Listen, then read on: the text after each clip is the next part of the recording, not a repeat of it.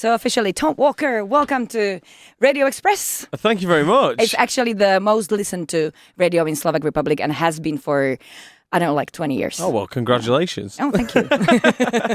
You have a very unique voice. You probably know about it. Yeah, I've been told, yeah. Yes. So what is the nicest compliment you got about your voice? Oh, that's a great question. I don't know, to be honest. God, you put me on the spot there. The nicest compliment I've had. I guess I've been compared to like some of my favourite singers, you know. I think somebody said my voice was like Ray Charles once, and it isn't at all. But I was like, I will take that because he's like one of my favourite singers of all time. Really can't see the difference, you know. But yeah, I think that's probably the nicest thing anybody said about my voice. Ray Charles. Yeah, he's one of my favourites. I love Ray Charles. So good. Can you sing a little? Oh God, no, I can't do that because then you'll really realise that it's nothing. It's nothing like it. Yeah.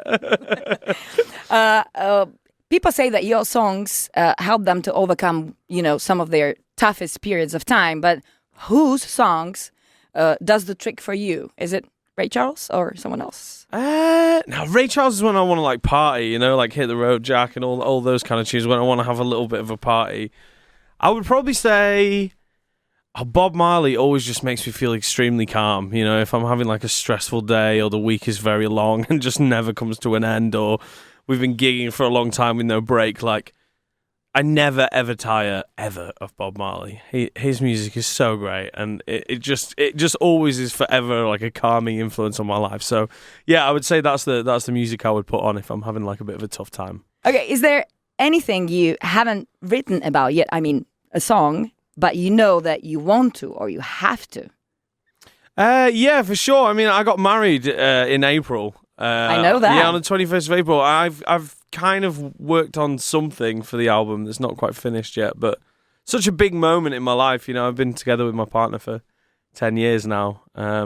So that's like a really beautiful thing. I wanted to write like an actual song for the day for my partner, and I started writing like 5 different songs, and I just none of them were quite right, so I never got around to it. So I really want to kind of do something special for my partner for the new album. But yeah, I'm still working on it, so we'll see. Hard thing to write about, you know, and get perfect. I'm probably overthinking it. So married life, basically.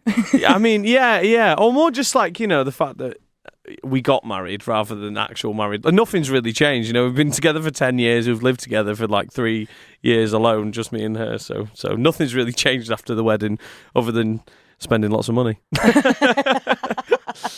By the way, is your wife your biggest critic? She can be.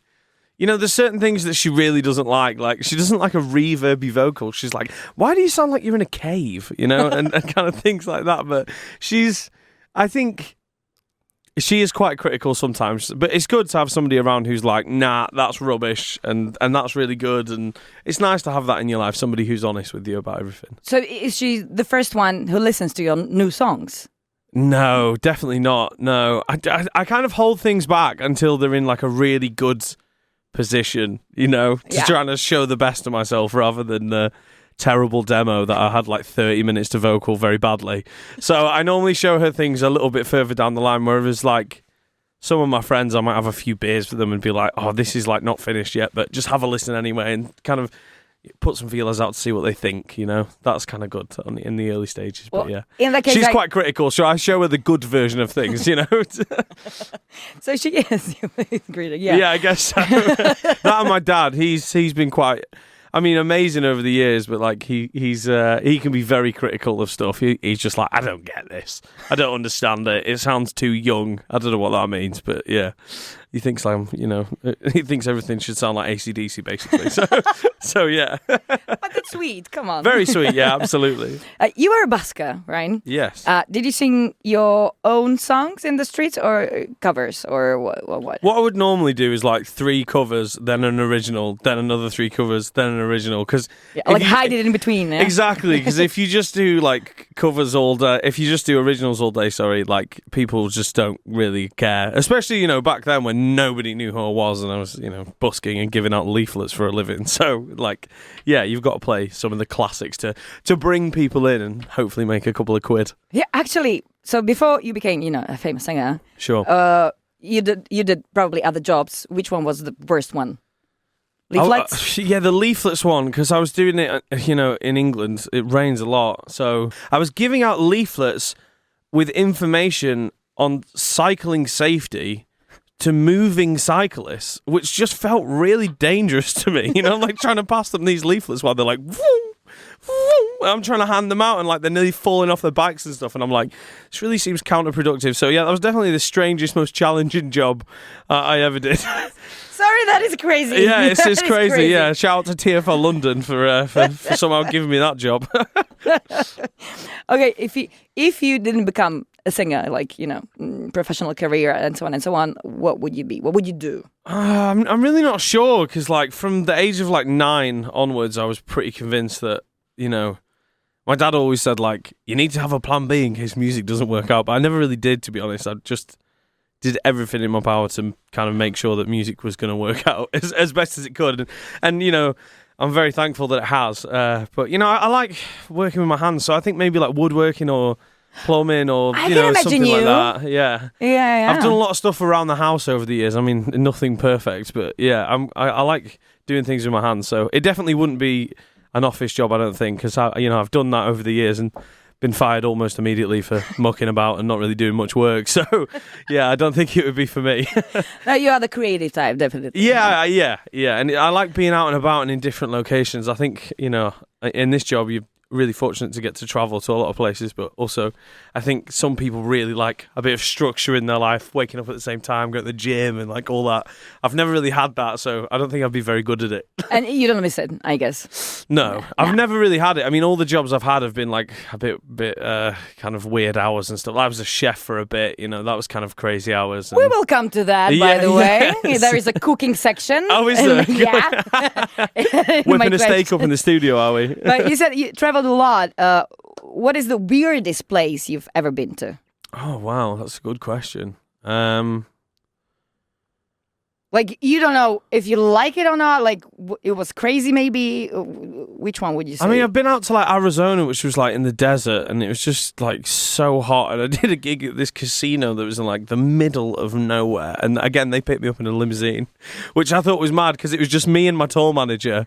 And they sent like this huge bus for all the equipment, which was like 4 guitars, and then an entire limousine for like me and him. So yeah, and then we did the gig in this huge casino to like 12 people, maybe. Like nobody turned up.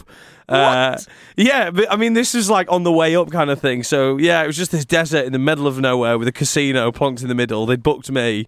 Nobody was interested. I was playing to like 4 very drunk people who were kind of swaying about after spending the whole day in the casino. So yeah, it was a strange. I can't really say that's my entire impression of Arizona, but that was definitely a weirder location. You will never forget about that gig. No, well, I'm not in a hurry. No. Hey, when you travel, do you like look up maybe words in different languages of countries you visit? Non-English countries? I should be better. I know like a bit of Italian, and that's really it. I'm a typical lazy English person when it comes to languages, and I apologise on behalf of probably 85% of English people, because the thing is, like, everywhere you go, somebody normally speaks a little bit of broken English at some point. So yeah, it's kind of easy to be lazy. But yeah, you're going to teach me some words then? Well, if you want, I mean, so no words in Slovak, nothing you can say. This is my first time here, and I've been here for about a grand total of 3 hours. Yes, so, I know. Yeah. Okay, I can teach you some. Okay, cool. Is there anything maybe you can use tonight? Maybe something specific that you would like to know, like I mean, greetings or whatever. I think just like I love you or whatever. Hello, thank you. All the general stuff. Okay. Can I have a beer, please? That's always a good one. That's the most important one. Exactly. Yeah. Pivo, prosím. Say it one more time for me. Beer is pivo. Yeah. Jedno pivo. Yeah. One beer. Yeah. Please, prosím. Jedno pivo, prosím. Jedna pivo, prosím. Almost. Yeah. But that would do the trick. That would do the trick. Me. Yes. And if not, they'll probably speak English. Yes. And you can say ahoy. Ahoy. Which is kind of universal language because the sailors say ahoy. Yeah, I didn't know that. So we say that. Is that hello here, or is that more just like hi? It's hello. Okay, cool. Ahoy. Ahoy. I can definitely do that one. Ahoy. Ahoy, me hearties. And thank you is might be a tricky one. Ďakujem. Ďakujem. It's like soft D. Okay. Right. Ďakujem. Ďakujem. Very nice. Oh, it was almost there. And, no. For the first time? Come on, it's impressive. And maybe the most favorite one for me, ľúbim ťa. What's that? What do you think? Ľúbim ťa. I'm not sure. I love you. Oh, really? Say it one more time for me. Ľúbim ťa. Ľúbim ťa. Yeah, you're good at it. Right, okay, nice. I'm pretty sure none of it you would remember, but... I'll try my best. Okay, I can put it down then, Yeah. for you. All right, cooking section. Yes. What is your favorite meal? Oh, steak. Love steak. Yeah, controversial. I know there's probably a lot of vegans and vegetarians who are not too happy. I vote for you, definitely. Yeah. But no, because I worked in a kitchen, like, it was the one thing that I got really good at cooking, like on the barbecue, in a pan, in the oven, like whatever. I'm really good at cooking good steak and like homemade chips and gravy and that kind of thing. So yeah, definitely steak. Maybe a sauce? Yeah, I'd normally do I can do a peppercorn sauce from scratch pretty good. Yeah, Right. and not the best you've ever had, but it's like decent enough. But the steak, I'm really on the barbecue. Like I've really got the craft for doing that over the years. Kind of hungry, so. Yeah. Nice steak. Yay. Okay, so what is the one thing you always have to have in the fridge? Is it like, meat? Like for the For steak? rider or for cooking? Well, in your fridge at home, what is always that can't be missing because you would be, like... I mean, yeah, just lots of meat, really. Chicken, steak. I do cook a lot of vegetables. I like some broccoli, courgettes, like aubergines, that kind of thing. Tin tomatoes are my absolute favourite, like the nice ones. The kind of pricey Italian ones. They're always great for Which making ones? sauces. The tin tomatoes. Oh, tin tomatoes. Yeah. They're like a staple because you can Peeled use them. ones? Yeah, exactly. Yeah, all chopped up and that. Yeah. Okay. Yeah, they're always good. Okay. If you should... this is a good one. If you should recommend one British dish that the rest of the world has to try, Right. which one would it be? I'm not gonna lie, right? Okay, we're not the best. Like, you go to Italy and you're like, wow, they really have like nailed cuisine. But we are good at certain things. I will say that. So I would recommend bangers and mash at a pub, but for some reason we're quite good at doing that, and it's very traditional. It's like sausage and mashed potato. Sausage. Yeah, bangers and mash. So we're good at that. That's one. Fish and chips, if you buy the seaside in the UK, always great. Never lets you down. So those two, and maybe like pie and chips. It's all very beige food, do you know what I mean? It's not very adventurous, but those are the things that we're quite good at. Yeah, I've tried all of them, so yeah, I can only agree. Yeah. Definitely fish and chips. That's my. Fish and chips is really good. Yeah. We really have nailed that over the years. Do you eat them with the tartar sauce? Yes, I do. Yeah. But sometimes with gravy as well, which is quite controversial. I'm from the north of England. I'm actually from Scotland, but I grew up in the north of England. I know. And gravy is kind of very prominent there. I won't eat gravy in London because it's terrible and feeble. And they've not worked out how to do it properly. It's thin and watery and horrible. In the north of England, it's like thick and delicious, and yeah, it's proper.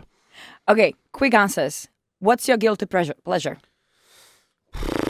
Guilty pleasure. Oh my God, watching Friends maybe. No way! Yeah, that's quite a guilty pleasure. Me and my partner went all the way through and watched all of it recently again for like the 5th time. So yeah.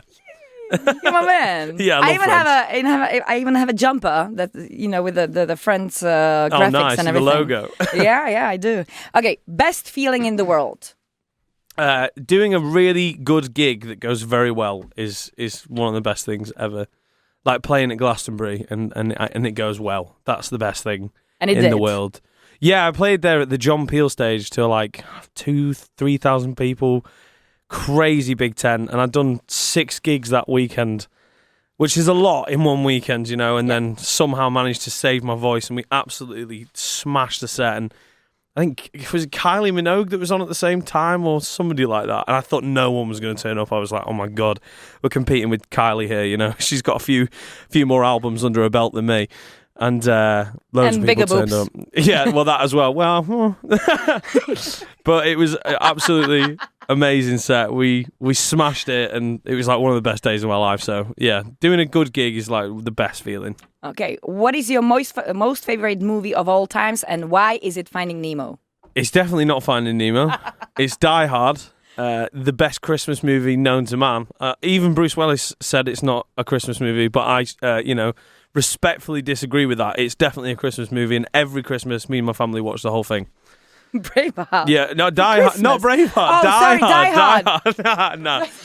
No, as a Scottish person, you can't really see Mel Gibson doing a Scottish accent because it doesn't quite work. That's why I was so surprised. Yeah. That can't be right. No. Die Hard definitely is a Christmas movie, and I love it on Christmas. And it's a classic, It's definitely a classic. Manchester United or Liverpool, and be careful there. Yeah, well, definitely United, because I grew up near Manchester, so I can't say Liverpool. So yeah, apologies to. But I'm not a massive football fan, if I'm honest. Music it takes up 95% of my life, so football is like one of those things you really have to follow and pay attention to, and I just fall out of it eventually. That's okay. One more question. 22nd of September. Yes. Burn is coming out. Absolutely. I fell in love. Have you heard it? Yeah. Amazing. Yeah, like the little short, the snippet on okay, the little Facebook. taster. Yeah. Really, I love it. I think it will be a great hit. I'm super excited about it. I mean, it's so different from anything I did on the last album. So there's like this real excitement, but then a bit of like nervousness. But like, I went and made it out with a group of guys called the McDonough Brothers out in Los Angeles, and it was just such an amazing experience working with them. They're like are so hungry to make great music. It was like 11 a.m. till 3 o'clock in the morning. We wrote half the album in like 2 weeks together, the first time we'd ever met. And I did this song with them, and it's just like, we did it right on the last day when they had to fly out at 8 o'clock in the morning. It was like 1 a.m. All we had was like the chorus, so we finished the whole song, and they stayed till like 4. We got it done super quick. And the production they kind of came up with is absolutely unbelievable. So I'm so excited to play it live and for people to hear it and to get it out there into the world. Be excited. Don't worry. It's going to be a smash hit. Like, I'm telling you. No, seriously. I've been in the radio like for 15 years, even more than that. So I'm not the one I'm talking about. Well, I'll be expecting you to play it every day on the radio, at least 55 times.